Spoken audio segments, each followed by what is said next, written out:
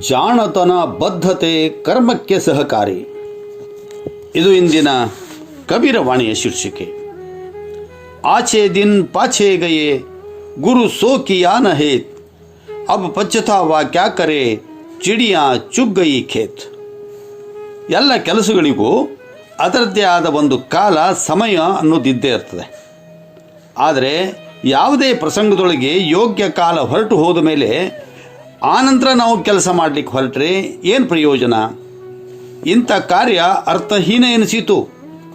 ಗತಿಸಿ ಹೋದ ಕಾಲ ಮತ್ತೆ ಮರಳಿಬಾರದು. ಸೂಕ್ತ ಸಮಯದೊಳಗೆ ರೈತ ಭೂಮಿಯನ್ನು ಉಳುಮೆ ಮಾಡಿ ಬೀಜ ಬಿತ್ತಿ ನೀರು ಗೊಬ್ಬರ ನೀಡಿ ಬೆಳೆದ ಪೈರನ್ನು ಕತ್ತರಿಸಿ ಸೂಕ್ತ ಸಮಯದಲ್ಲಿ ಅದನ್ನು ಸುರಕ್ಷಿತ ಸ್ಥಳಕ್ಕೆ ಒಯ್ಯುವ ಅವಶ್ಯಕತೆ ಅಂತೂ ಇದ್ದೇ ಇದೆ. ಇವುಗಳಲ್ಲಿ ಯಾವುದಾದರೂ ಒಂದು ಕೆಲಸ ತಪ್ಪಿ ಹೋದರೂ ಸಹ ಪರಿಣಾಮ ಘೋರವಾದೀತು. ಕಾಲ ಕಾಲಕ್ಕೆ ಆಯಾ ಕೆಲಸವನ್ನು ಪೂರ್ತಿಗೊಳಿಸುವ ಅಗತ್ಯತೆ ಇದೆ. ಅದೇ ರೀತಿ ಜ್ಞಾನ ಸಂಪಾದನೆ ಮಾಡಲಿಕ್ಕೆ ವಿದ್ಯಾರ್ಥಿ ದಶೆ ಅತ್ಯಂತ ಮಹತ್ವದ್ದು.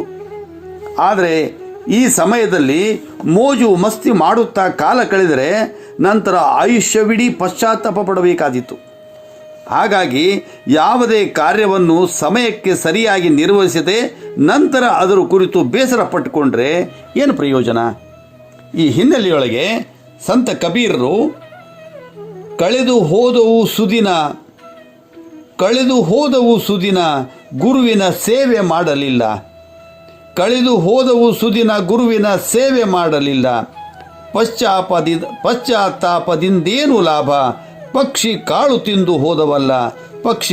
ತಿಂದು ಹೋದವಲ್ಲ ಎಂದು ಅತ್ಯಂತ ಮಾರ್ಮಿಕವಾಗಿ ಹೇಳಿದ್ದಾರೆ.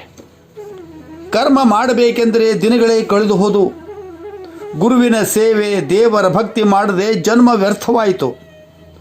ಹೊಲದಲ್ಲಿ ಬೆಳೆದು ನಿಂತ ಬೆಳೆಯನ್ನು ರೈತ ತಕ್ಷಣ ಕೊಯ್ದು ಸಾಗಿಸದ ಕಾರಣ ಪಕ್ಷಿಗಳು ಅದನ್ನೆಲ್ಲ ತಿಂದು ಹಾರಿ ಹೋಗಿಬಿಟ್ಟವೆ.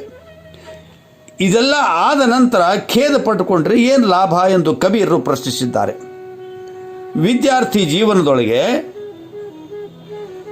ತಾರುಣ್ಯ ಅಥವಾ ಪ್ರೌಢಾವಸ್ಥೆಯಲ್ಲಿ ಜ್ಞಾನ ಸಂಪಾದನೆಗಾಗಿ ಪರಿಶ್ರಮ ಮಾಡದೆ ಹೋದರೆ ವೃದ್ಧಾಪ್ಯದಲ್ಲಿ ಕಷ್ಟಪಡಬೇಕಾದೀತು. ವಿದ್ಯಾರ್ಥಿಗಳಾಗಿದ್ದಾಗ ಗಳಿಸಿದ ವಿದ್ಯೆ ಶೇಷ ಜೀವನ ಕಟ್ಟುವಲ್ಲಿ ಸಹಕಾರಿಯಾದೀತು. ಧಾರ್ಮಿಕ ಗ್ರಂಥಗಳಲ್ಲಿ ಅಡಕವಾಗಿರುವ ಜೀವನೋಪಯೋಗಿ ಜ್ಞಾನ ಬದುಕಿಗೆ ಊರುಗೋಲಾಗಿ ನಿಲ್ಲಬಲ್ಲದು.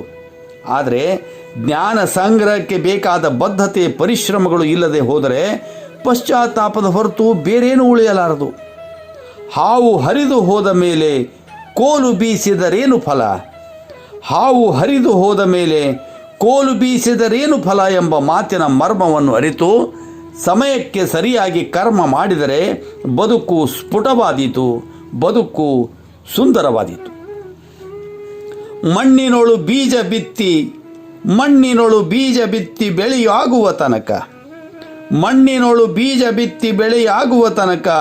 ಕಣ್ಣಿಟ್ಟು ಕಾದು ಫಲವುಂಡರದೇ ಸಾರ್ಥಕ ತಪ. ಮಣ್ಣಿನೊಳು ಬೀಜ ಬಿತ್ತಿ ಬೆಳೆಯಾಗುವ ತನಕ ಕಣ್ಣಿಟ್ಟು ಕಾದು ಫಲವುಂಡರದೇ ಸಾರ್ಥಕ ತಪ. ಜಾಣತನ ಬದ್ಧತೆಯಂ ಕರ್ಮ ಮಾಡಿದೊಡೆ ಧಣಿ ನೀನಾದಿಯೇ ಶ್ರೀ ವೆಂಕಟ. ನಮಸ್ಕಾರ.